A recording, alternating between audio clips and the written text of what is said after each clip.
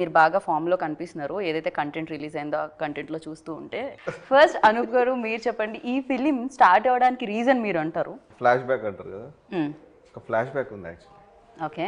Actually నేను Shankar it's like is good friend of mind from past couple of years. And రీసెంట్గా మేము ఒకటి web series చేసాము. Okay. It's called expiry date. So it was అంటే చాలా మంచి రెస్పాన్స్ వచ్చింది అది. And we did it in COVID time అనమాట. It got a very good applause in ZEE5. Then actually ఎప్పటి నుంచో అనుకుంటున్నాం, ఒక డిస్కషన్లో ఒక చిన్న స్టోరీ లైన్ ఉంది అని ఇట్లా టాపిక్ వస్తే, కోవిడ్ టైంలో కాబట్టి ఏదో ఒకటి చిన్నగా చేద్దాం అన్న ప్లాన్, ఇద్దరం కలిసి చేద్దాం అన్న ప్లాన్ ఉండే అనమాట. సో అది మెల్లిమెల్లిగా డెవలప్ చేస్తూ ఆయన ఒక లైన్ చెప్తే కొంచెం ఇంట్రెస్టింగ్ అనిపించింది. సో అట్లా డెవలప్ చేస్తూ చూస్తుంటే అది కొంచెం మా రేంజ్లో లేదు అది యాక్చువల్లీ. సో దెన్ మా చేతిలో ఎప్పుడైతే లేదో దెన్ అభినిక గారు మాకు ఫ్యామిలీ ఫ్రెండ్స్ అనమాట యాక్చువల్లీ, తరుణ్ గారు, అభినిక గారు. So they live in US. So నేను ఇలా they are very passionate about movies actually. And Tarun గారు, అభినిక గారు, they are like very passionate about music and movies. So నేను ఇట్లా చెప్పాను, ఇలా ఒక చిన్న స్క్రిప్ట్ ఉంది అంటే పంపించండి అని చెప్తే సింగిల్ లైన్ ఆర్డర్ పంపించాను. దెన్ షీ ఫెల్ట్ వెరీ అంటే ఎగ్జైటింగ్ అనమాట.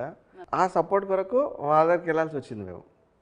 So because of they say okay and their support this film got to happen. If not ఈ ఫిలిం లేదు, వాళ్ళే మెయిన్ రీజన్. మీరు అడిగారు కదా ఈ సినిమా పుట్టడానికి, first reason she is the main reason. So ఇక్కడ పుట్టింది, పెరిగింది అక్కడ, అంతే. పెరగడానికి రీజన్ వాళ్ళు అయ్యారనమాట. కాదు, నాకు ఒకటి అర్థం కాదు. బేసిక్గా రీసెంట్గా ఏదో సినిమాలో విన్నాను, షెఫ్ అవ్వాలంటే బీటెక్ చదవాలని. సో అలానే ప్రొడ్యూసర్స్ అవ్వాలంటే US వెళ్ళాలా ఏమిటి? బికాజ్ ఆల్మోస్ట్ తెలుగు ఇండస్ట్రీలో ఉన్న ప్రొడ్యూసర్స్ అందరూ US నుంచే వస్తున్నారు. అభినిక గారు మైత్రి మూవీస్ చూసినా అక్కడ నుంచే రావడం జరిగింది. పీపుల్ మీడియా ఫ్యాక్టరీ అంటే అక్కడ ఉన్న వాళ్ళు చాలా ప్యాషనేట్గా ఉన్నారు. కరెక్ట్. అంటే మనకి కొంచెం ఎవ్రీ ఫ్రైడే మనం థియేటర్లో చూడగలుగుతాం. తెలుగు సినిమా రిలీజ్ అవ్వాలంటే అక్కడ కొంచెం కష్టం. Maybe whatever the reason might be, but okay, they are more కొంచెం ఒక ఎక్స్ట్రా ఎడ్జ్ ఉందని నాకు అనిపించింది. రైట్. ఒక్క నిమిషం అమ్మ, అంటే ఒక వాటర్ బాటిల్ ఇచ్చే బయట. శకలక శంకర్ గారి గురించి ఆగిన ఇంటర్వ్యూ.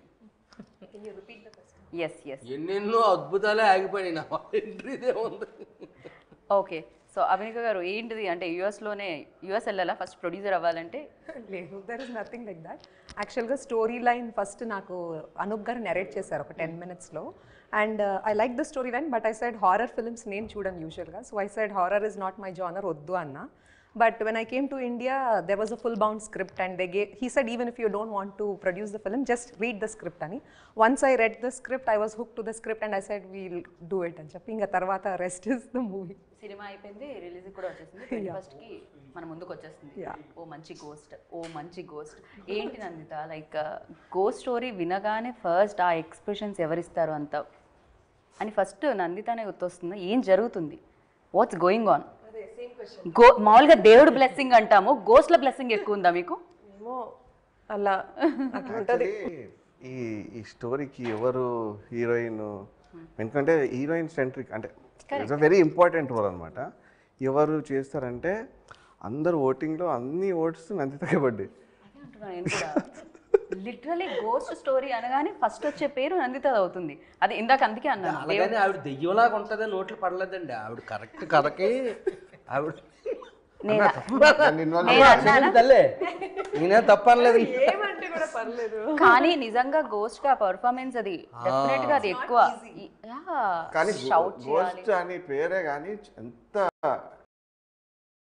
అంటే ఎంత మంచిదంటే అమ్మాయి అసలు. కరెక్ట్, అందుకే మనం ఓ మంచి గోస్ట్ పెట్టాం కదా.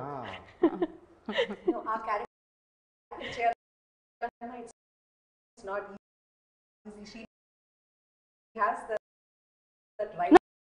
No, for her easy. Actually వాళ్ళ టీం కూడా ఒక మేకప్ సెట్ సపరేట్ గా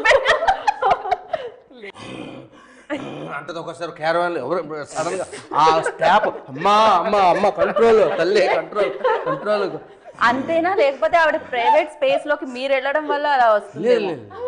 అంటే ఆవాహన అంటారు కదా ఆయన తెలుసు ఆ డైలాగ్ ఆవాహన లాగా అప్పుడప్పుడు అందరికన్నా ఆయనకు బాగా ఎఫెక్ట్ ఇచ్చింది. సో నందిత మీ క్వశ్చన్ దగ్గర ఆగండి. ఏంటి కన్నా అందరూ చెప్పేశారు కాబట్టి నేను అన్ని కాంప్లిమెంట్స్. బట్ అది మీ క్వశ్చన్, మీరే చెప్పాలి ఆన్సర్ అంతే.